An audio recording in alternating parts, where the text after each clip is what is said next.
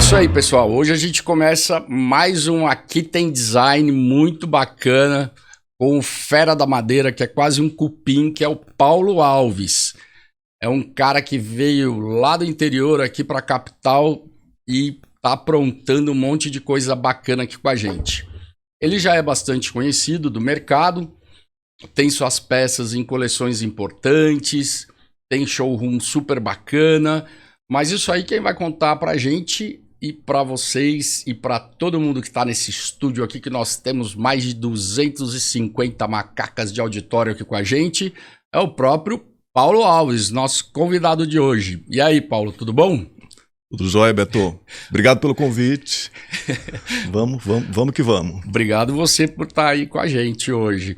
Ô Paulo, diz uma coisa, você é do interior mesmo? Você é jeca que nem eu, então? Caipira, sou caipira, prefiro caipira. Sou Boca Amarela. O que é Boca Amarela? Boca Amarela é quem nasce em Jardinópolis, interior de São Paulo, ali perto de Ribeirão Preto. Tem muita mangueira lá, tem a festa da manga todo ano, enfim. É pé vermelho e boca amarela. Que bacana. Essa foi a minha infância. E depois de lá, qual a sua formação? Para onde você foi? Como que foi a sua trajetória? Conta um pouquinho pra gente. Onde você estudou? Vamos começar por aí. Você fez faculdade? Existe faculdade de design? Conta pra gente, como é que é? Olha, estudei até a 8ª série numa escola do SESI, né? Na minha cidade, Jardinópolis. E eu gosto de começar por aí, porque nessa escola, o SESI é mantido pela indústria. Então, qualquer escola que eles mantêm tem uma oficina de alguma coisa ligada à indústria. E na minha tinha uma marcenaria, né? Muito parecida com a que eu tenho hoje. Que bacana. Então, acho que foi aí que o cupim me picou, né? Bom, dali eu fiz técnico em contabilidade, trabalhei no Banco Real, trabalhei em oficina mecânica de caminhões e tratores. E, enfim, depois de trabalhar no banco, eu resolvi que eu queria fazer faculdade, fui procurar, não sabia a diferença entre arquitetura e engenharia. Gosto de matemática, também tenho uma facilidade ali para as exatas. Falei, vou prestar vestibular para os 3, aquele que eu passar, deve ser isso aí que é a melhor aptidão, né? Apostei. Passei nos 3, voltei a estaca zero de novo. Entrei na faculdade de engenharia civil, em Ribeirão Preto. Não aguentei 3 aulas, assim, eu achei que era muito chato, era muita planilha, muito exato pro meu gosto. E aí fui para arquitetura, me transferi ali mesmo, naqueles primeiros dias. E ali em Ribeirão Preto comecei cada vez mais me apaixonando por essa profissão. E chegou um momento que aquele lugar não estava mais me alimentando, assim, eu tenho essa coisa de ir indo, né? Vir vindo, né, para cá e ir indo em frente aqui. E aí consegui uma vaga, me mudei para São Carlos, continuei a faculdade na Escola de Engenharia da USP de São Carlos. Era um curso recente, com professores incríveis, assim, e a minha formação foi ali. Terminei a faculdade em São Carlos. Então você começou matemática em Ribeirão, passou para arquitetura em Ribeirão e transferiu para arquitetura em São Carlos. Exato. Que é uma ilha de excelência no ensino nacional. Beleza, então tua formação é de arquitetura, então até aí o design estava guardadinho aí dentro. Exato. Mas eu quero voltar lá para o SESC, quando você estava dentro da marcenaria e você... Do SESI, desculpa. E você é de uma cidade que tem muita mangueira, você por acaso chegou a trabalhar com uma madeira da mangueira? Da mangueira?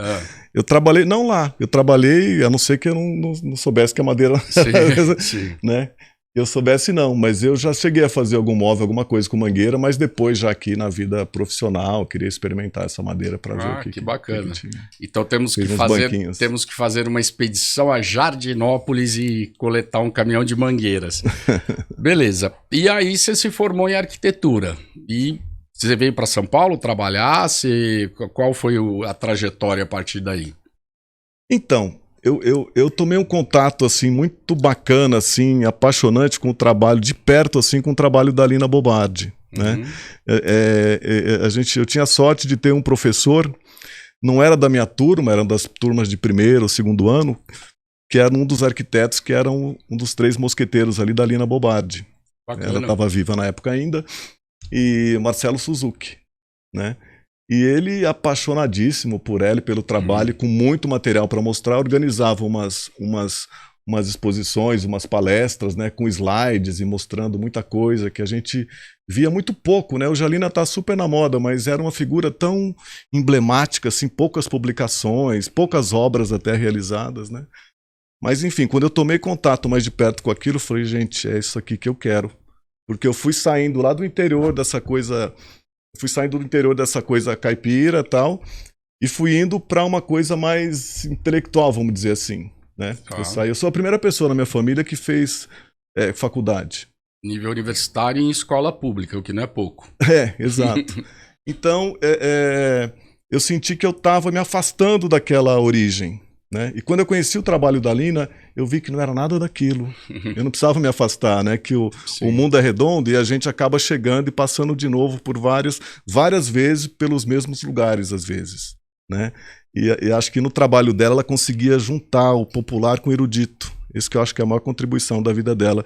E foi isso, talvez sem ter essa clareza que eu tenho hoje, mas foi isso que me atraiu no trabalho dela. E isso a gente está falando década de 80. Década de 80. Final da década de 80, ali do meio para frente. Não tinha Google, não tinha celular. Nada. Era tudo na ponta do lápis. Era ir na biblioteca, pegar a revista Acrópole, revista Projeto, e era muito, né? Módulo, lembra da revista Módulo, do Oscar Niemeyer? E como que era um dia da faculdade, assim? Conta pra gente, como que era ver essa arquitetura numa faculdade pública, né? Que trata-se de arquitetura mais estrutural mesmo, né? Não é como hoje a grande maior, assim, eu diria, não a maior parte, mas muitas faculdades, quando a gente fala arquitetura, está mais voltada para interiores e muito menos para o hardware da arquitetura, né? E você já foi ali na raiz, né? Você já foi para construção mesmo, para arquitetura de construção. A escola quer dizer, o curso de arquitetura, né?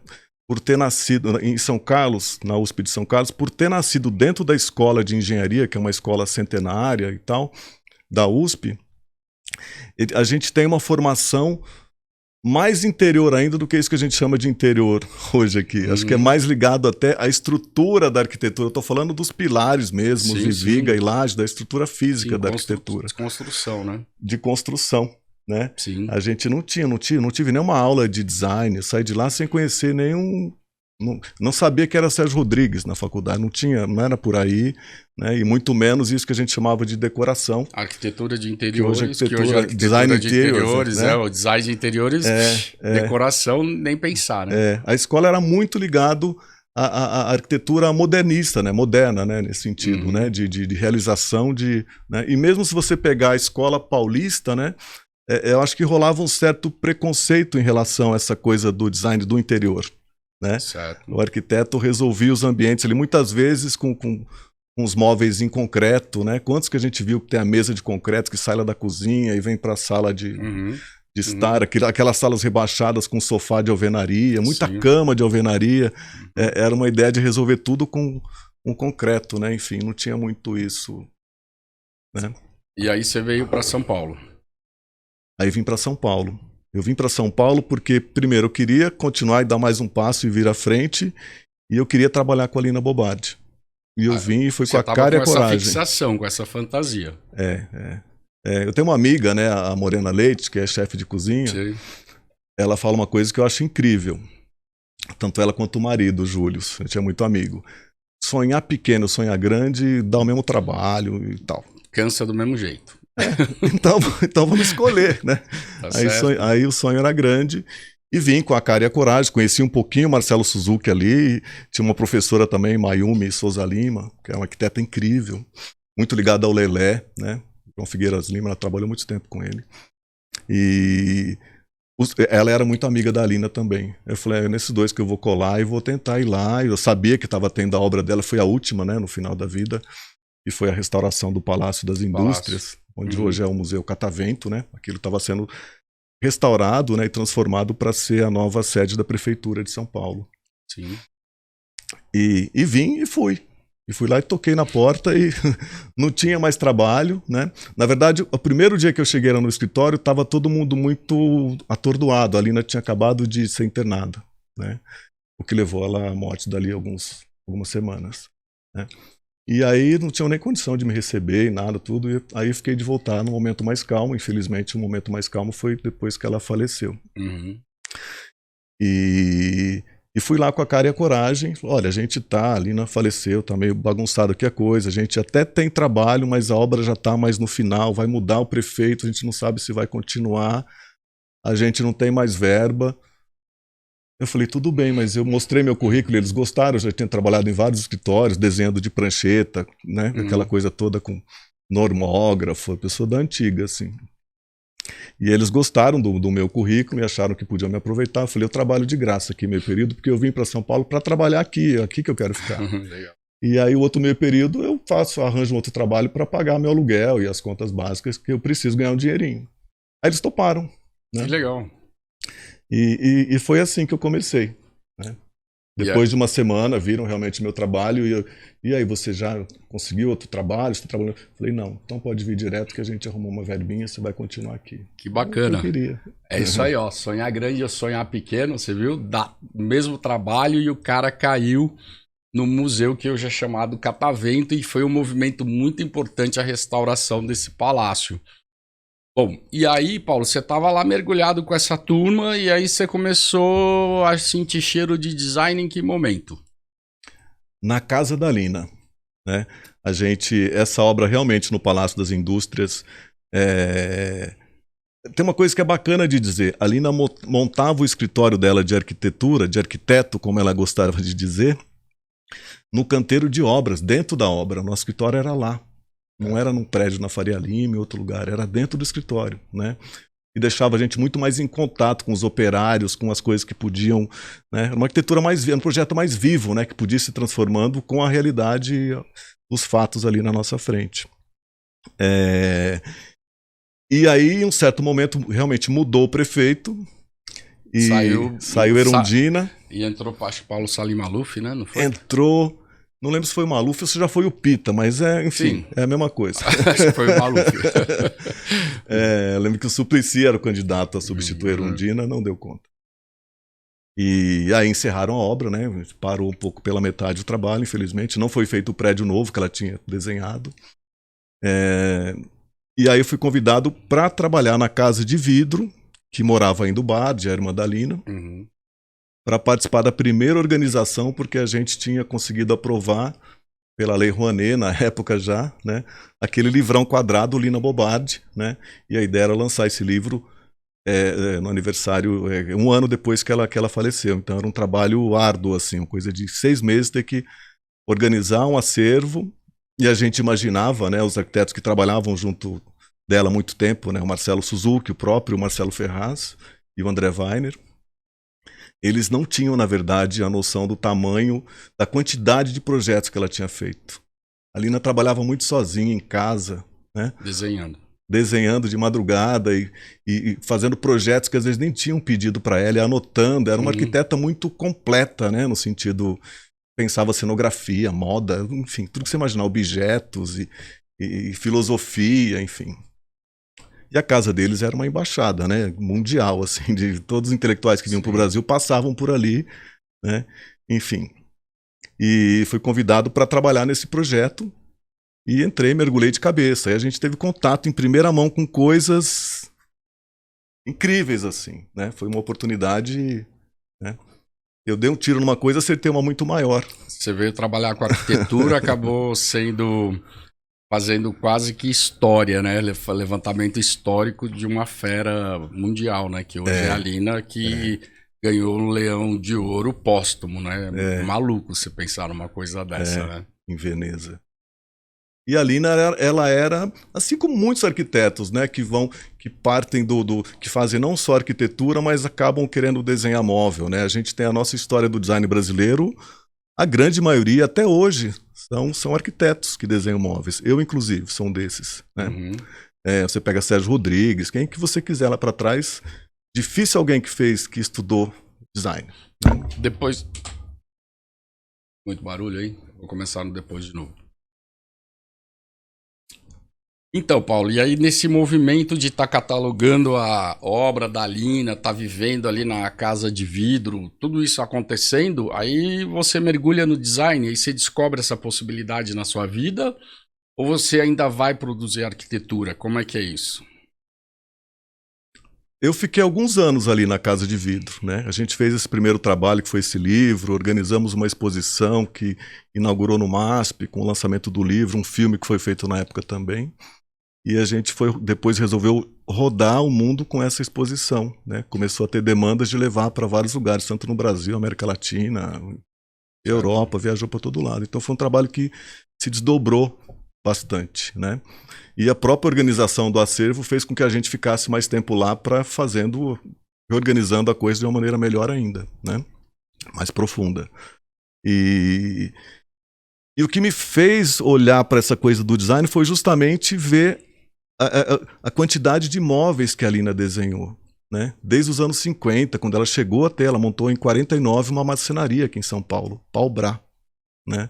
E tinha uma loja de design no centro, um quarteirão de onde eu estou hoje, ali na praça. A atividade dela de arquitetura e design caminharam juntas já desde a década de 40, é isso que você está dizendo?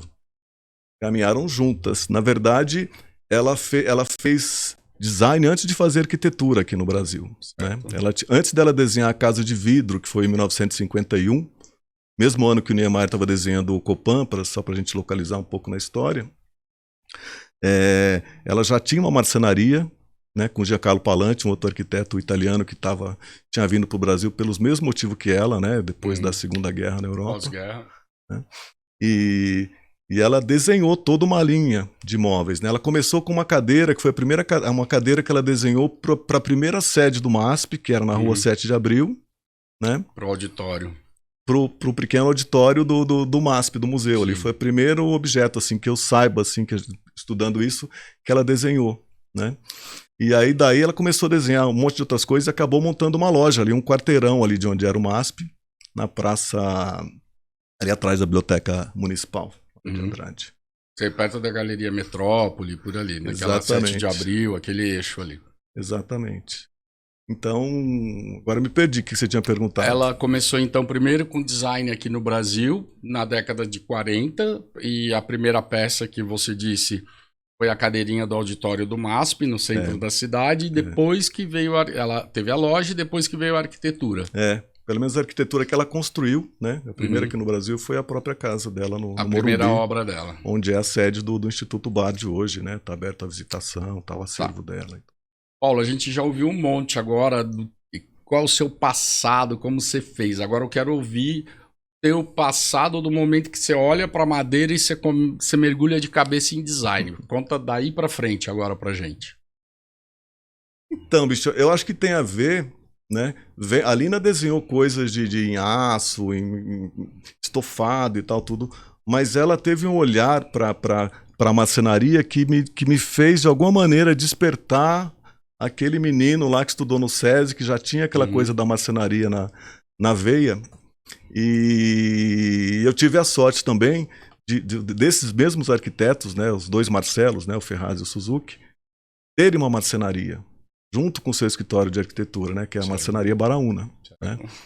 Então, eu juntei tudo aquilo ali na cabeça e aí eu queria ir trabalhar nessa marcenaria, na Baraúna. Eu queria mergulhar nesse universo. Eu gostava muito do jeito como eles desenhavam, que era um olhar de arquiteto para a marcenaria, assim, né? Certo. Os caras desenhavam uma mesa como se fosse uma laje, né? Desenhavam uma mesa como se fosse uma laje, as vigas e os pilares, assim, né? Eles têm até hoje uma dificuldade de falar que eles fazem design. Eles falam que eles são arquitetos que desenham móveis, né?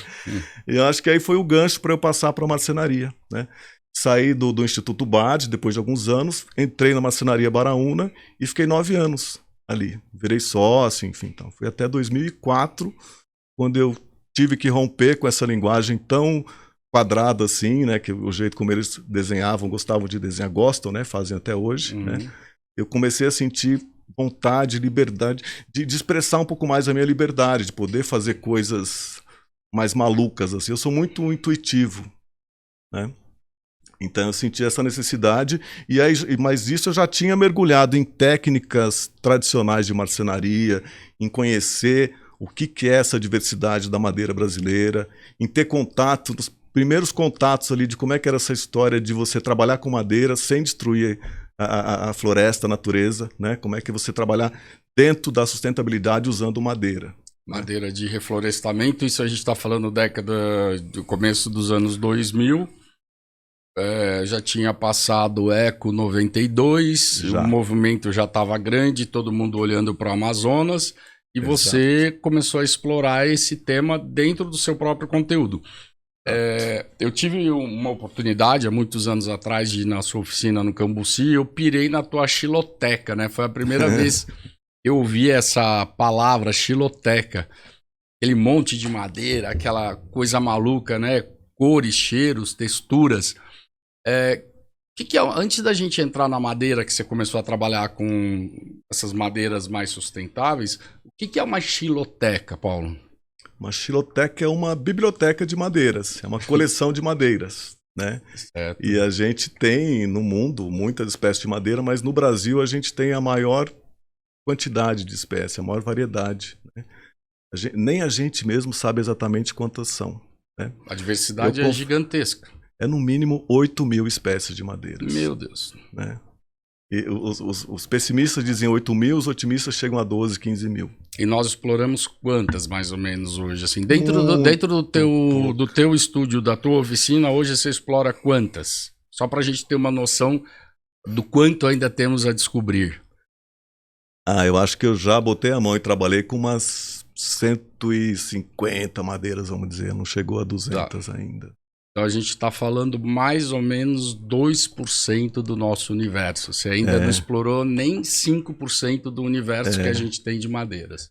Eu acho muito louco. Eu fico olhando pro meu trabalho, né? A gente vai ficando mais velho, começa a fazer umas retrospectivas da própria história, do que caminho que você fez, para onde que você vai. E acho muito estranho como as pessoas, os outros designers ou mesmo arquitetos, não se importam com essa diversidade, ou as fábricas, né? A gente tem uma indústria importante de móveis no Brasil, Sim. né? E a maioria das indústrias estão focadas em usar uma única espécie de madeira, que é o pensamento mais errado que tem, né? O nosso país chama Brasil por conta disso, por conta desse pensamento errado. Os caras chegaram aqui e descobriram que tinha uma árvore, que dessa árvore eles conseguiam extrair a tinta vermelha, que era a cor mais desejada na moda na Europa, né? Para as pessoas de mais alto, né? Para os reis e a galera ali do primeiro... da primeira... Para a igreja, né? Os caras que tinham o poder queriam vermelho, né? E antes disso o vermelho vinha da Índia, né? E aqui no Brasil eles descobriram uma coisa que era muito barato, porque era só chegar, dar 2 tapas na orelha dos indígenas que estavam ali por perto e cortar essa madeira e levar embora e transformar em tinta, né? Sim. Você sabe que a palavra brasileiro... A gente fala com muito orgulho, assim, bate no sou brasileiro, tal, né? E é uma coisa que já está enraizada, isso não dá para mudar, né? Mas brasileiro era o nome atribuído ao sujeito que sabia identificar a árvore de pau-brasil e derrubar essa árvore. Olha que triste, eu não sabia isso. É triste. Ser brasileiro é triste. Bom, vamos para a parte alegre. Vinícius tinha razão. Aí dentro das madeiras que você explora, Paulo, antes da gente entrar em tipia de mobiliário, esse tipo de coisa, eu descobri com você uma madeira que eu adoro, você sabe que é o roxinho. Conta pra gente, o que é o roxinho? Eu pirei desde então, há anos atrás, quando eu vi isso lá com você, e ainda eu acho uma das madeiras mais bonitas brasileiras, assim, aquilo lá me fascinou e ainda... É claro que o jacarandá, ele não faz parte do nosso imaginário, né? Então o jacarandá vai ser o jacarandá para sempre, mas o roxinho, assim, eu achei uma coisa muito bonita. Sabe que a primeira vez que eu vi o roxinho, que eu vi essa madeira, foi numa exposição no MASP, na Avenida Paulista. Em 99, teve uma exposição individual do Maurício Azeredo. É um grande cara, um grande conhecedor, hoje um grande amigo. E eu vi essa exposição, uma exposição organizada pela Adélia Borges, que fez um livro sobre o trabalho do Maurício. O Maurício foi, eu acho que tem um ponto de virada ali no trabalho dele, nos anos 70 e tal. Hoje ele é muito mais ligado à universidade, né? Ele é professor em Goiânia.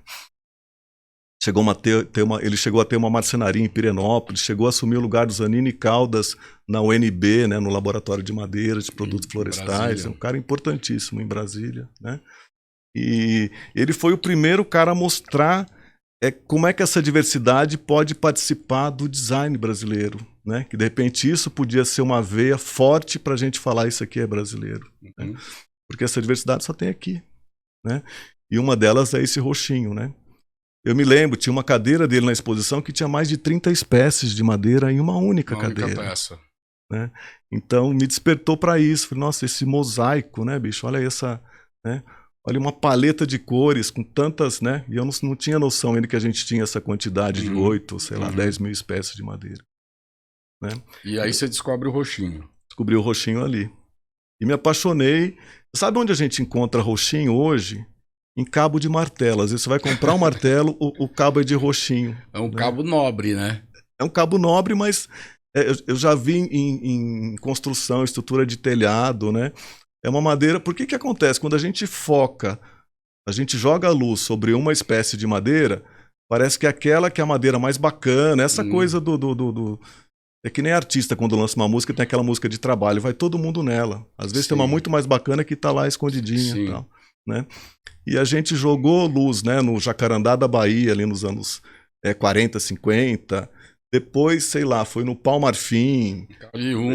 Caviúna, já teve Mogno, né? Até Cerejeira teve a sua. Cerejeira, década de 70. E aí vai todo mundo em cima daquela, né? Só que todas essas madeiras são nativas da floresta, e na floresta elas não nascem assim como uma plantação de eucalipto, só uma espécie. Né? Uma depende da outra, como a gente, né? Então, quando você vai explorar, você quer explorar uma espécie só, você está fazendo errado. Não dá, não tem lógica isso, né? A gente tem que apoiar essa diversidade. Eu acho que e é engraçado como está tudo ligado, né? Diversidade de madeira, a gente tem uma diversidade de povos, de cultura, de topografia. A palavra para o Brasil, para mim, é essa, diversidade, né? E a gente precisa mergulhar mais nisso. E eu acho que é aí que é o grande lance, a grande sacada da gente fazer uma coisa original para o mundo, né? Para participar nesse convívio internacional, né? Vamos dizer assim, né? Levar o que a gente tem de diferente aqui para os outros lugares. Ô Paulo, e saindo um pouco da questão da diversidade da madeira, povos, texturas, porque aí a gente vai para a área têxtil, vai para pigmentos, aí a viagem é grande. Já que a gente falou de diversidade, eu vou usar essa palavra, esse ponto de referência para falar de diversidade de tipias de produto que você desenha. Existe uma fantasia muito grande, né, nos designers, principalmente quando eles são jovens, que eles querem fazer a cadeira, né? Então, isso não é nacional, isso é internacional.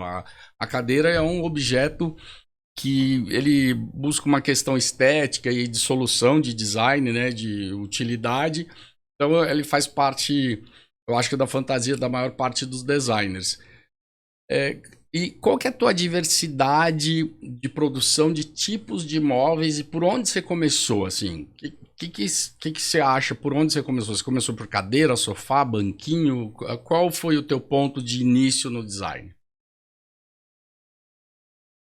Antes de falar disso, eu quero falar do que você falou da cadeira, né? Na verdade, não é só o design, todo mundo tem esse fetiche e procura cadeira, né? Eu acho que a cadeira foi o primeiro móvel né? Eu tenho essa especulação aqui na minha cabeça. Foi o primeiro móvel que as pessoas se deram conta, né? E muito provavelmente ela era uma pedra que veio rolando e estava ali parada e o homem, aquele sujeito cabeludo, né? Sentou e falou, nossa, existe design, vamos dizer assim, né? Existe uma coisa, né? A gente mora ali no buraco, naquela caverna, para se proteger de chuva, dos bichos e tal. E tem um negócio que a gente pode usar para sentar, né? Para mim, esse cara foi o primeiro designer. Ele descobriu, ele falou, opa, já patenteou, entrou no NPI. Sentar em algum lugar. Né? E se você for pensar, a cadeira é o móvel que a gente mais usa, bicho. Nós dois estamos usando aqui. Sim. A equipe aqui que está filmando, toda a galera que está aqui assistindo a gente. 250 pessoas. Tá todo mundo, cada um. Todas as caravanas que vieram aqui participar. O sujeito que está em casa, às vezes ele está no carro, sentado numa cadeira dentro do carro. As caravanas aí do nosso auditório, eles vieram em poltronas dentro do ônibus. Aí, né? E a cadeira é o móvel mais móvel, Ok, a gente está aqui movimentando ela, ó, Uhum. né? A cadeira a gente leva, ela é o móvel que está mais próximo do corpo, ela é quase que uma extensão, né? A hora que você quer ficar numa posição de repouso, pô, você senta, né? Tá. E, e até por isso mesmo a cadeira é o objeto mais perseguido. É o que mais se desenhou, né? Desde o Homem das Cavernas até o menino que está lá sei lá, na Suécia, na universidade agora, desenhando uma cadeirinha, tentando fazer uma coisa, uma cadeira diferente, uma coisa nova, imprimir a personalidade dele num desenho de uma cadeira. Na verdade, ele está redesenhando uma cadeira que começou naquela pedra e a gente vai testando e tentando e refazendo, desenhando em cima. E às vezes alguém consegue sair da curva e fazer uma novidade.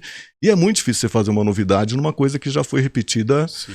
sei lá quantos zilhões de vezes, que é o Sim. desenho de uma cadeira, né? Cadeira é muito Nem importante. todo mundo teve a sorte de Santos Dumont, né? Por quê? Você fala tá falando de cadeira ou do avião? Porque ele desenhou um avião, né? Ah, tá. Achei que ele tivesse desenhado uma cadeira, eu não estava sabendo. Sei que tem a cadeira, ele desenhou cadeiras altas para ele sentar, sentava ele e o Cartier, você não sabe dessa história? É Ele mesmo. desenhou cadeiras bem altas, né? Que eles tinham que subir alguns degraus, para que ele tivesse um pouquinho a noção de altura. Ele e o Cartier ficavam lá tomando absinto, discutindo as coisas e uma altura. Mas fora a brincadeira, volta aí que eu tô gostando da história da cadeira. Vamos lá. Não, mas é isso, acho que cadeira é isso. Então tem esse fetiche, essa perseguição, e não é à toa. O que a gente mais precisa mesmo é cadeira, né? Mas eu comecei, voltando a responder a tua pergunta, eu comecei timidamente, né? Um pouco diferente do meu jeito atirado assim, eu comecei timidamente quando eu entrei na marcenaria Baraúna, fazendo objetos. Porque eu comecei a ver aquela quantidade de madeiras maciças, né? Na época a gente trabalhava ali só com madeiras maciças, nem tinha, MDF nem existia, né? Alguma coisa de compensado, aglomerado, mas o barato ali era madeira maciça. E ali já tinha, sei lá, 10 espécies de madeiras, 15, 20, não sei. E aí a gente fazia um móvel e sobravam umas pontas de madeira. O que fazer com isso? Eu comecei a ficar preocupado. Bateu, não sei se é a coisa lá do pé vermelho, das mangueiras, dessa conexão com a árvore, a estrutura da árvore é a madeira, né? Eu falei, mas e aí? A gente vai jogar fora esse pedaço? Quanto tempo que demorou para a árvore fazer né? Para a natureza produzir essa matéria-prima, né? Acho que não dá para jogar fora. E aí isso me ajudou muito Primeiro que sobrava pedaços de madeira diferentes, aí eu tentando fazer combinações e comecei a desenhar fruteiras, bandeja, porta CD, na época tinha CD, lembra? Lembro. E comecei a ensaiar um pouco por ali, né? Quase como um estudante que começa a fazer maquete para depois, de formado, fazer casas e prédios, né? Comecei por aí até tomar coragem. E cadeira demorou muito. Me fala 2 tipos de objetos. Você falou fruteira, porta-CD.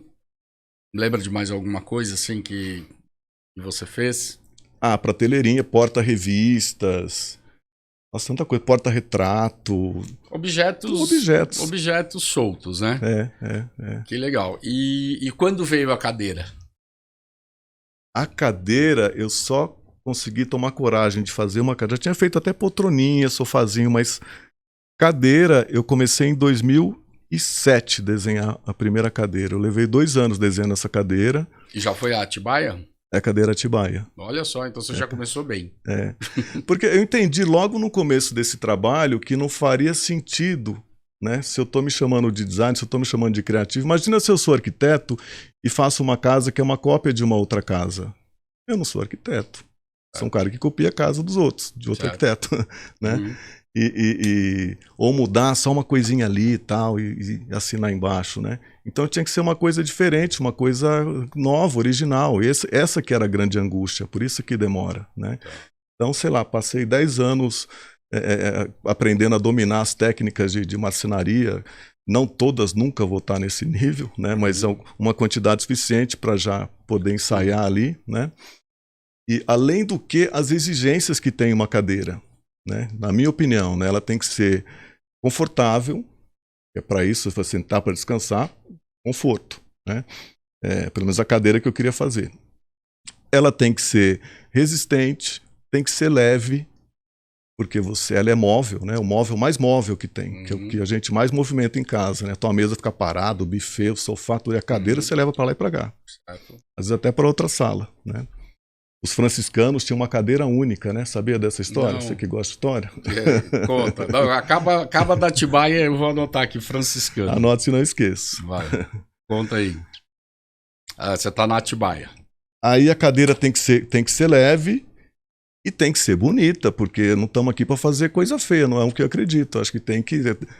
O que é bonito, na verdade, é uma palavra muito difícil de usar. A manifestação é sua e quem que... olha, né, que acha bonito ou feio e tal. Eu acho que não é nem bonito, acho que tem que tocar o coração da pessoa, balançar ali. Às vezes uma coisa é horrorosa, mas ele se encanta com aquilo. Sim. Aquilo é a beleza para ele, né? O que leva alegria para a alma dele. Né? Senão só nós estaríamos casados nesse planeta. Pois é, então. Cada panela acha uma tampa bonita, elas se juntam e depois fazem umas canecas e vai que vai. Né?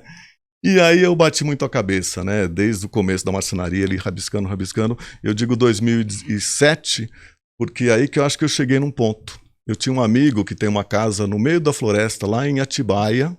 Olha só. Né? Na cidade de Atibaia, aqui pertinho de São Paulo. E eu ia muito para lá. E a casa dele é uma casa toda envidraçada, pé direitão, assim. E aí você fica vendo aquela floresta. E aí eu tava lá justamente desenhando com o meu caderninho e tal, pensando nisso. E aí veio um temporal, a gente fechou todas as janelas ali, eu fiquei na sala olhando aquilo, mas uma ventania, aquelas árvores balançavam e depois chuva e tal, né? Falei, gente, olha que lição de engenharia, né? Quem foi o calculista que calculou essas árvores aqui? Magrelinha, que parece que ela ia quebrar, entorta tudo e volta e nada. Tá tudo... Falei, gente, tá aí. O Niemeyer tinha razão, não é a linha reta. Acho que tem que...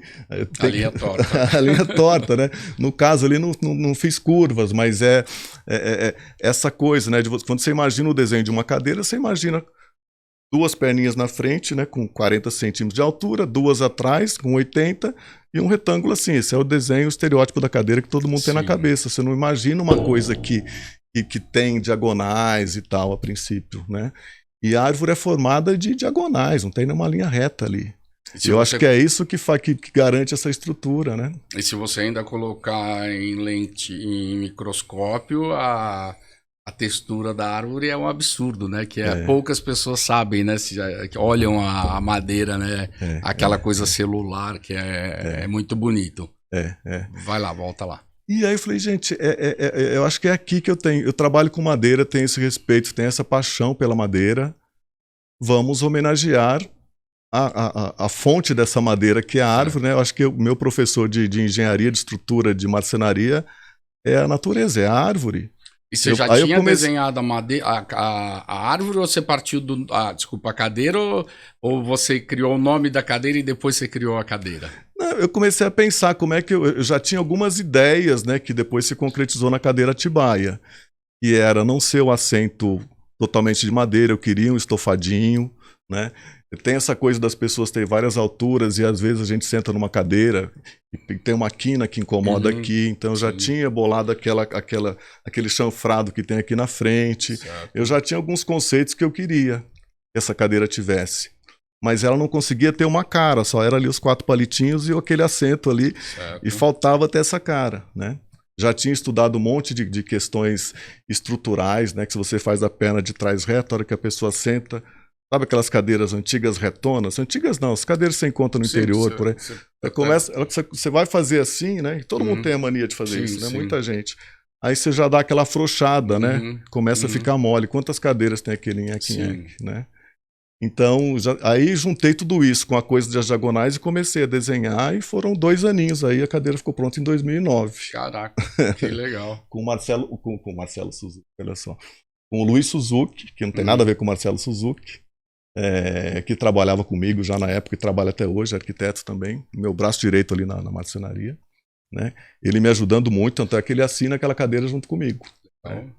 E a gente ficou 2 anos e fazia primeiro, e senta, e olha, e bota o Raimundo para sentar, que era o nosso IPT que eu chamo, né? E força para trás e vai, não sei o quê. E ajustando, e todo mundo que chegava lá a gente mostrava, levava para casa, e foi adaptando até chegar em 2009 no modelo que já podia lançar. Depois a gente fez ajuste e vai fazendo até hoje. Mas e aí você começou a produzir ela no estúdio, na sua marcenaria. Exatamente. Eu fiz ela durante a maior parte do tempo na minha marcenaria. chegou um momento que eu pensei no modelo pro meu negócio, porque foi crescendo e a gente vai pensando intuitivamente como resolver. Eu fui pensando, começando a querer trabalhar com fábricas e licenciando desenhos meus, né? Sim. Primeiro licenciei uma versão dessa cadeira, que é uma versão para a área externa, né? E ela virou uma família, na verdade, né? Cadeira com braço, sem braço, banqueta, poltrona, banco para 2 pessoas e tal. Balanço do projeto Museu Casa Brasileira, mais Boom SP Design. Exatamente, que você me pediu naquela época. Muito legal. E aí licenciei para a Butsk, fábrica lá de Santa Catarina, excelente. Então a linha Atibaia Outdoor, lancei lá com eles, né? Licenciei, aí eles espalharam o mundo afora, eu vendia na minha própria loja e eles vendiam para vários lugares. Bacana. E que madeiras você usa nessa linha? Só para fechar esse assunto, até acho que vale para uma opinião, um conselho meu, né? Não estou dizendo que é a verdade, mas eu ando muito desanimado com licenciamento para as fábricas. Eu fui fazendo licenciamento para várias e hoje eu cheguei à conclusão de que elas não estão amadurecidas o suficiente para trabalhar com design. Né? As fábricas de móveis no Brasil, elas sacaram que elas precisavam do design brasileiro. Certo. Né? Não dava só para você ir na feira de Milão, fazer aquela foto escondida, chegar aqui, dar uma adaptada e fazer e vender. Porque hoje todo mundo conhece tudo. Você bate uma foto e aquilo vai aparecer de onde você copiou. Google. Cara. Google, não tinha Google, hoje tem. Hoje tem Google. Eu acho que foi o Google que levou os designers para dentro das indústrias no Brasil. Né? Só que eu acho que falta um amadurecimento ainda. Acho que o pessoal ainda não está sabendo trabalhar tão bem. Né? O assunto aqui não é esse, mas enfim. Mas explora um pouquinho mais esse assunto. Eu acho que falta um pouco de honestidade, falta um pouco de respeito, falta um pouco de entender de fato o que é design, né? O que é um design autoral, né? O que o designer e o design desse designer agrega para aquela marca, né? O design é uma super ferramenta que pode ser usada. É uma super ferramenta. Né? Sim. Qualquer produto de sucesso tem um design muito bacana por trás, um objeto de design por trás. Sim. Quem desenhou clipes, né? Tem um cara que pensou aquilo e fez, aí a indústria né? Então não dá para você pegar uma cadeira dessa e você falar, não, mas eu acho que aqui eu estou pagando comissão porque tem um design, eu vou fazer uma outra aqui internamente, mais ou menos o que, posso vender mais barato, porque, né? Não funciona, né? Eu acho que tem que ter essa separação de funções, né? Se você é uma fábrica que edita vários designers, você tem um time de designers que você tem que trabalhar com ele e ele que tem que resolver esse lá, o desenho com ele. Sim, aquilo tem uma característica e se você tem outros produtos de combate, sejam eles desenvolvidos pela sua equipe interna de design ou copiados, ou não importa, que isso a gente nem quer saber muito disso, não pode misturar, né? É água e óleo, né? Não se mistura muito bem, né? Eu acho que a gente tem ainda um preconceito assim, porque parece que design é uma coisa que um produto de design é um produto caro. Não é isso. Tem nada a ver com preço. Às vezes, na realidade, se a gente for na essência da palavra de solução, né, de produção, é o contrário. Vai né? resolver para baratear, porque qualquer indústria quer fazer o produto mais barato. Né? Quer economizar na produção. Paulo, a gente vai marcar uma outra data para a gente falar sobre mercado, mas ainda tem 2 assuntos aqui que eu quero falar com você. Cadê aquele que você tinha anotado ali? Tem 2 aqui, eles estão aqui ainda. Não, aquele lá que eu do franciscano. Então, eu vou voltar no franciscano. Você vai voltar depois? E aí depois eu finalizo com 2 temas e a gente vai marcar um outro bate-papo para falar de mercado, que eu acho muito bacana. E aí eu te faço o convite, já vou organizar isso com a nossa equipe de produção. E seria legal a gente marcar um podcast longa-metragem. Eu trago 2, 3 designs. A gente pode trazer um industrial, inclusive, para participar desse bate-papo, né? Acho que é uma coisa para a gente amadurecer. Exato. Mas vamos lá. O franciscano. Eu sou devoto de São Francisco, então eu sou super conectado à natureza, aos animais, etc. Então esse assunto me interessa muito. Conta aí pra gente como é a cadeira do franciscano. Isso eu aprendi com a Lina, na história da Lina. Ela tem as cadeiras da sala de jantar, que estão até hoje lá na Casa de Vidro, são cadeiras franciscanas. São cadeiras que o Bard foi comprando de mosteiros franciscanos espalhados pela Europa, enfim. E tem lá umas 15 cadeiras em volta daquela mesa, né? E é um modelo de cadeira que a gente vê muito por aí. Sabe uns banquinhos que são assim, tem um assentinho, que aí você dobra, ele fecha. Ah, sei. É aquilo, só que uma das pernas sobe e vira um encosto. Sei. Essa é a cadeira, o modelo da cadeira franciscana, né? Sei lá, são 10 ripinhas que se cruzam assim, né? É um banquinho aquele de couro, uma celinha assim, só que Só madeira, nem couro uma da tem. lateral ela tem um encosto. Nem couro tem, é madeira. Ah, né? madeira, sei. É madeira. E a Lina, quando desenhou uma cadeira, quando ela desenhou um projeto em Uberlândia, que foi o projeto mais econômico que ela fez na vida. Foi um projeto feito em mutirão pela população da periferia da cidade de Uberlândia. Ela era muito amiga de um frei, do Frei Egídio, que morava lá, ali em Uberlândia. Né? E ele convidou ela fez um projeto que é maravilhoso e está conservadíssimo. É muito legal de ver esse projeto. É um dos projetos que ela mais gostava. E o que é esse projeto? É uma igreja. Ah, que bacana. É uma igreja franciscana. Aí, galera, Google, Lina Bobardi, igreja em Uberlândia. É maravilhoso. Então, a história fechando, então os freis franciscanos, ele tinha sua cadeirinha, ele tinha seu próprio móvel. Se ele fosse rezar na igreja, ele levava, se ele fosse almoçar, o que ele fosse fazer. Ele fazia seu próprio móvel, né? Porque tem a questão do voto de pobreza do franciscano. Então, quando ele entrava no mosteiro, ele tinha que fazer. Ele só tinha 3 móveis. Um catre, que era onde ele dormia, a caminha dele, franciscana, pra falar. Tinha uma mesinha no quarto dele, na cela dele, e tinha uma cadeira. Então, o sujeito chegava e pegava um modelo de uma outra, né? Meio que copiava o que o outro já tinha feito, só que adaptando ao tamanho dele, né? Mais gordinho, baixinho, mais alto, tudo. E ele fazia essa cadeira. E ela tinha que ser leve e dobrável, porque ele usava na cela, na biblioteca, na capela, né? No refeitório, ele saía andando com. Era um móvel. Era um móvel de carregar mesmo, quase que uma mochila. Quase que uma mochila, né? Muito legal isso. E a Lina fez a cadeira, uma cadeira inspirada nessa, né? Simplificado, que a marcenaria Baraúna produz até hoje, que chama Frei Egídio, em homenagem a esse frei. Olha só. Que chamou ela para Uberlândia para fazer muito bacana. Paulo, mudando agora totalmente de planeta. Não, mudando de planeta não, ficando no nosso, a gente já conversou um pouquinho sobre a diversidade de madeiras, né, que temos no Brasil, mas fala um pouquinho mais do Amazonas para você, o que é o Amazonas, o que é Amazonas, né? A Amazônia, eu acho que se São Francisco, você falou que é devoto de São Francisco de Assis, acho que se ele morasse no Brasil, ele ia estar morando na Amazônia. Né? É lá que estão os animais, a coisa toda está ali, o que está mais original. Né? A Amazônia é a maior riqueza que acho que o planeta talvez tenha. Né? A gente vai ouvir daqui a pouquinho que a água vai valer mais do que a água potável, vai ser o bem mais caro em todos os sentidos. Né? E onde tem a maior reserva de água é embaixo da floresta amazônica. Né, os aquíferos que tem ali. E só tem aquilo ali porque tem a floresta em cima. Né? E a gente tem muito essa mania de ver um terreno, uma coisa com árvores, e que você quer construir alguma coisa, você vai lá e limpar o terreno. A gente chama de limpar o terreno, derrubar as árvores e tirar o que tem ali. Né? Isso não é limpeza. Né? A gente fez esse limpar de terreno aqui na Mata Atlântica. A Mata Atlântica, ela vai desde o Rio Grande do Sul até o Rio Grande do Norte, pega toda essa faixa litorânea e entra mais ou menos até juntar com o Cerrado, no nosso caso aqui, Uberlândia já é Cerrado, por exemplo. Né? E a gente destruiu 93% da Mata Atlântica. É muita coisa. Só tem 7%. A gente vai descer aqui para ir para Bertioga, acha lindo aquela floresta toda, a gente tinha sei quantas quase que uma vezes. Infinidade, né? É muito maior. Né? Sim.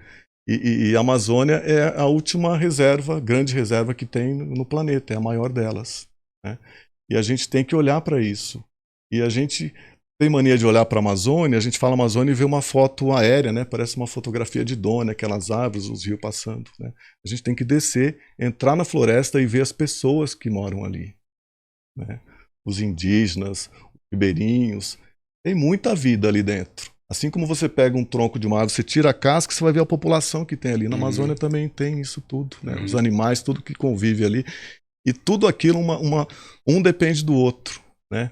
Ali é um exemplo maravilhoso de como é que você convive sem destruir a natureza. né? Certo. Você visita uma tribo indígena, eles limpam um terreno, uma certa área ali de proteção para eles poder ter a fogueira dele e as onças não chegarem e tal, né?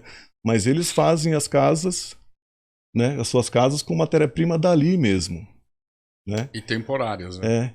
E se extingue aquele povo ali, dali você passa ali dali a 5 anos, não tem mais nada, tudo virou esterco de novo, cresceu a floresta, então, né? Eu acho que a gente perde muito essa noção de o impacto que a gente causa na natureza, né? A gente ganhou um presente enorme que é essa natureza, né? Que você consegue tirar tudo da terra, né? De alimento, sombra, casa, objetos, você consegue fazer tudo com as matérias-primas mais naturais, né?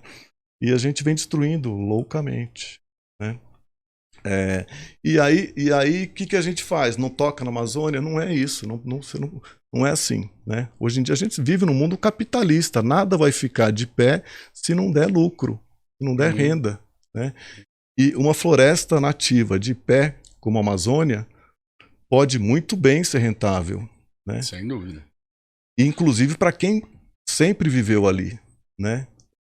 Tem um exemplo de um projeto que eu participo que para mim é o melhor trabalho que eu faço, assim, o melhor projeto que eu participo é esse, né? No estado do Pará, nas margens do rio Tapajós, tem uma floresta nacional, tombada, como se fosse um parque nacional, né? Tem várias espalhadas pelo Brasil, ali tem uma, que são 500 mil hectares, né?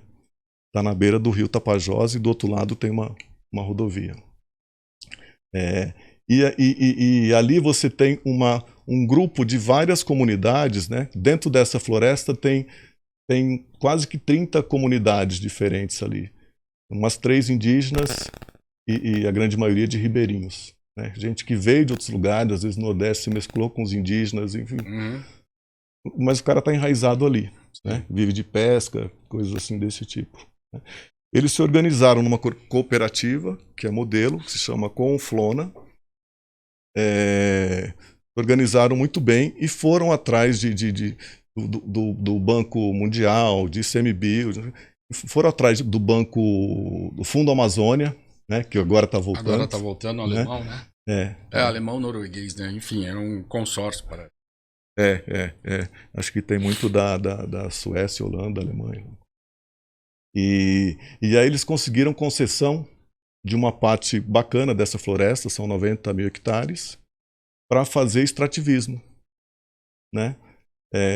Então, uma cooperativa que conseguiu essa concessão. Então, eles extraem óleos, sementes, várias coisas e madeira, com manejo sustentável, né? O que é o manejo sustentável? É o jeito de você colher madeira da floresta sem destruir a floresta. Não é que você precisa plantar a floresta, não é isso. Você vai tirar uma árvore que ela já está em idade adulta, né? Dali para frente ela só vai declinar. Você vai tirar da melhor maneira aquilo, simplificando. Sem prejudicar o entorno. E aí vai abrir uma pequena clareira ali que as filhas dela vão crescer, que já nasceram ali, já estão num tamanho, né? Tem todas umas regrinhas aí que é fácil de entender. E ela vai crescer de tal maneira que quando você volta ali naquela região daquela árvore, já se passaram 30 anos. Pelo menos, então já está completamente recomposto. Então você fica rodando gerações e não acaba, né? E gera riqueza, inclusive para aquelas pessoas que vivem ali, né? Então nessa cooperativa eles fazem isso, eles colhem essas madeiras, tem selo, certificação FSC, tudo bonitinho. Vende a madeira e sobra uma parte dessas toras, dessas madeiras, que elas não são comerciais, né? O que é madeira comercial, né? São pranchas retas, né? Compridas, com certa largura, certa espessura. Quanto mais comprida e mais larga, mais ela vale, né? E então as árvores que são muito tortas, tem um buraco, um oco gigante no meio, por alguma questão, não tem valor de mercado. Galhos que são gigantes, dessa bitola, assim, fica lá apodrecendo porque o mercado não compra, né? É muito louco que a gente só tem valor de uma árvore, né? E não tem uma linha reta, só tem valor peças que você tira retas. O ser humano é um negócio muito teimoso, cabeça dura demais, né? Tá aí o Zanini Caldas, qual que é a obra dele que tem mais valor hoje no mercado dos vintage? São as madeiras naturais. São as peças que são feitas com aquelas toras, né? Ele fez tudo isso com o resto de uma fábrica lá no sul da Bahia, né? Que estava tudo abandonado. E esse pessoal da cooperativa, eles montaram uma movelaria com esse mesmo apoio, WWF, enfim, e começaram a produzir móveis com esses restos, né? Móveis e objetos com esses resíduos. E esse resíduo todo você está capacitando essa galera para produzir móvel lá? Na verdade, a gente faz uma troca, né? São vários designers que têm esse contato com eles, né? E aí eu vou para lá, passo um tempo com eles e vou algumas vezes durante o ano, né? Começou isso desde antes da pandemia, deu uma estacionada, depois a gente voltou, né? E produzo peças com eles, né? A gente troca conhecimentos e tal. Não é que eu levo o desenho pronto só para produzir. Eu acho que envolver eles desde a criação, eu acho que é muito mais interessante, porque você está formando a cabeça do cara para ele entender que é uma coisa a mais que ele pode fazer. Porque o design acaba virando uma coisa pública, né? As pessoas se apropriam, não tem outro jeito. Mas o que você está produzindo lá, você está vendendo em São Paulo, na sua loja, no seu estúdio?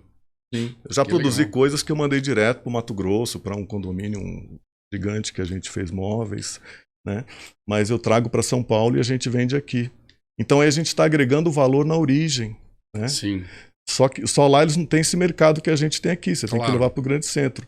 Mas ao invés de ele pegar a madeira simplesmente e vender... Para ser beneficiado, você já gera o valor ali. Exatamente. Ô Paulo, e agora a gente vai ter que sair do Tapajós para a Avenida São Luís.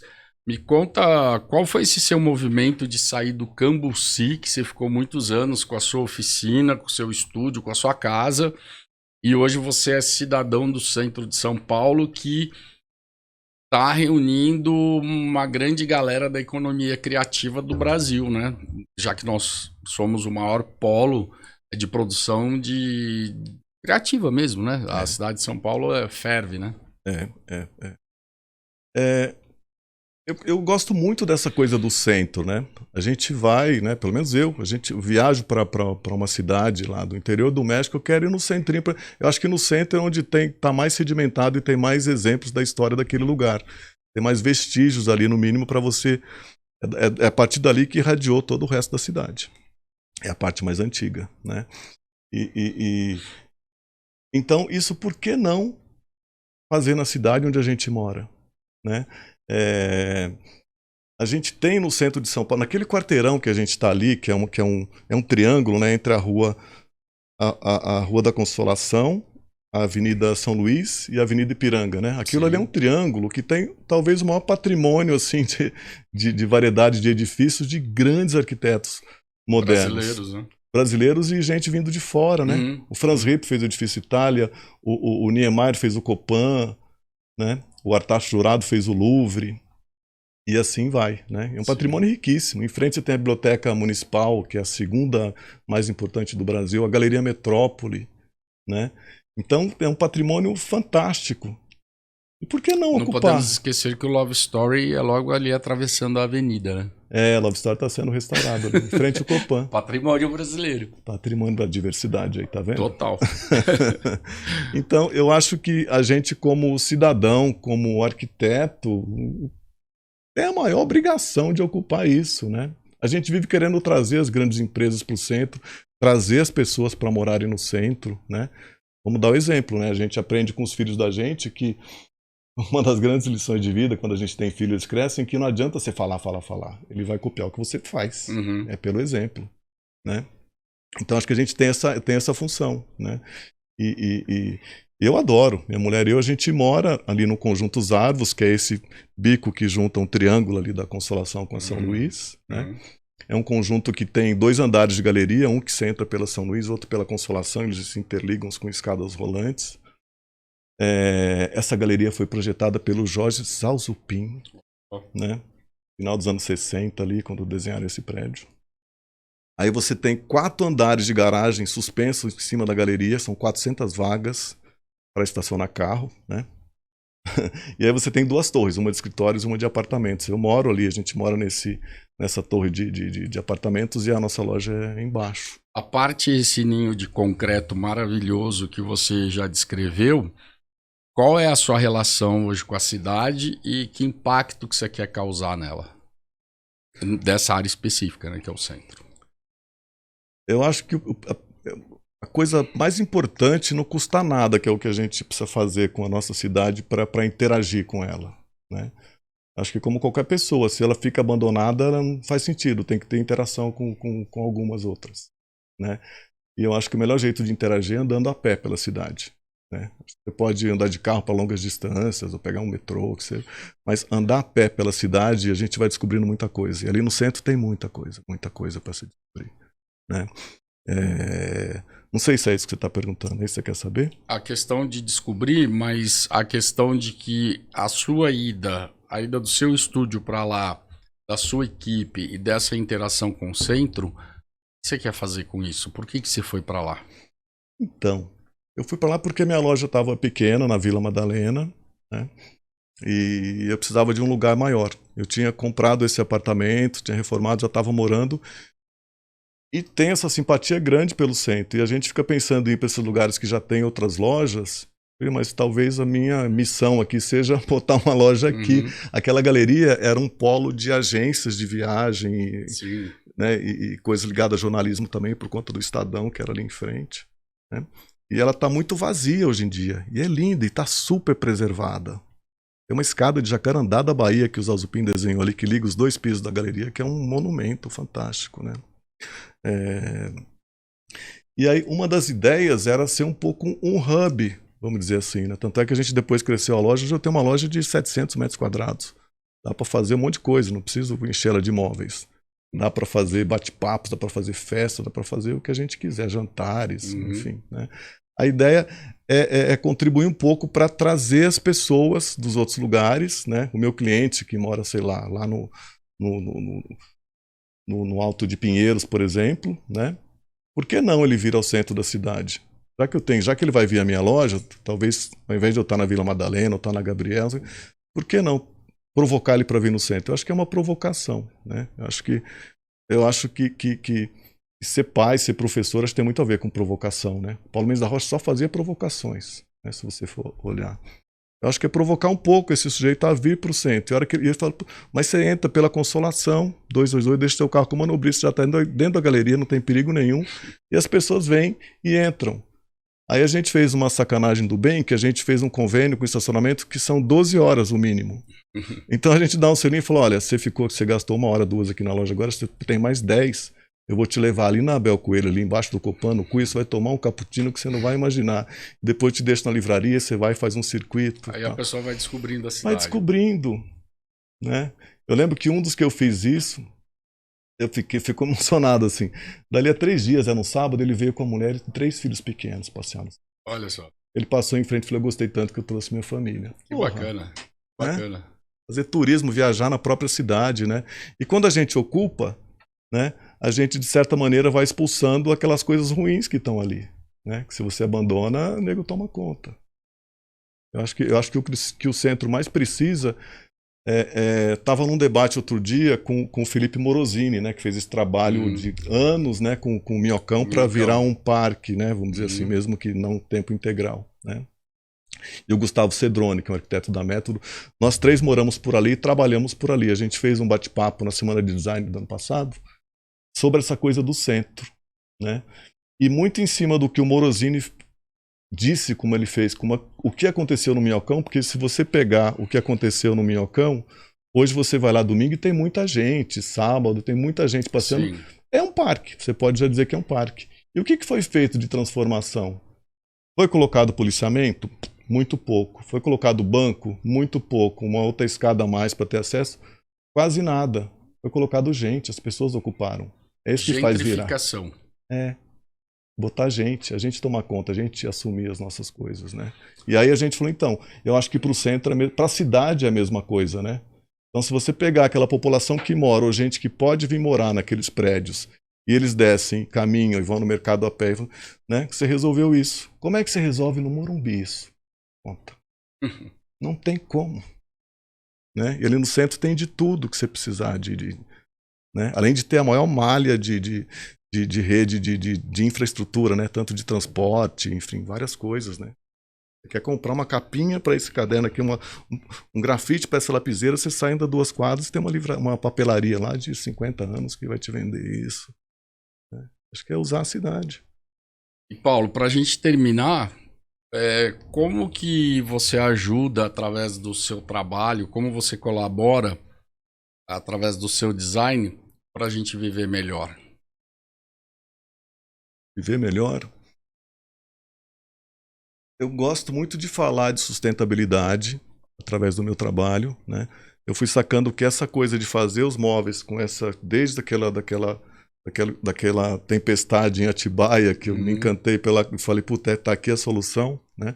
Eu comecei a fazer outras peças com essa coisa dos galhos, e eu percebo que eu faço um pé de mesa todo assim, as pessoas olham né? Eu vejo muita gente se emociona e entra, que tem gente que entra na loja para elogiar, que acha lindo, né? Eu acho que tem que ser mais bonito mesmo as coisas, aí se chama de beleza o que você quiser, mas tem que tocar as pessoas, né? E quando você toca as pessoas, vamos dizer que aí vamos dizer que esse sujeito compra essa mesa e leva para casa dele. Ela vai durar muito mais, porque ela não é só um objeto prático que vai servir para botar um prato em cima e sentar e comer e fazer lição. Você gosta daquilo, assim como você gosta de uma pintura que você comprou para a parede, né? Você muda de casa, você quer levar aquilo, né? Você cria uma relação, ela quebra um pedacinho, você vai buscar um jeito de consertar aquilo, né? Esse que é o maior benefício da questão da sustentabilidade. Porque não adianta falar, se for ficar falando de sustentabilidade, é a mesma história de pai para filho. Fica chato, né? Então tem que ser, é que nem o Windows, né? Quando o cara inventou a história do Windows, fica automático, você entra lá e como é que se diz? Tem uma palavra para isso, né? Não é acessibilidade, que nem fala que é... Tanto é que as crianças nascem e começam... Intuitivo. É o menu intuitivo, vamos dizer assim, né? Tanto é que por que a criança nasce já sabe mexer naquilo, né? Ele não tem barreira nenhuma, ele olha aquilo e já começa... E aprende muito mais rápido que a gente que está travado com um monte de coisas, né? Então acho que o móvel tem que falar por si, o design tem que falar por si, né? Eu acho que tocar as pessoas e levar alguma alegria, assim. Né? É isso aí, galera. Então o recado tá dado. A gente bateu esse papão aqui com o Paulo Alves. A gente foi pro Tapajós. A gente falou de cupim, a gente falou de roxinho e depois a gente terminou falando de tecnologia intuitiva. E talvez de tanto a gente falar, de tantas pessoas experimentarem, um dia tudo isso fica muito bacana, né? Então é isso aí. A gente espera vocês no próximo videocast, que sempre são personagens interessantes, com histórias maravilhosas, de tudo isso com vocês.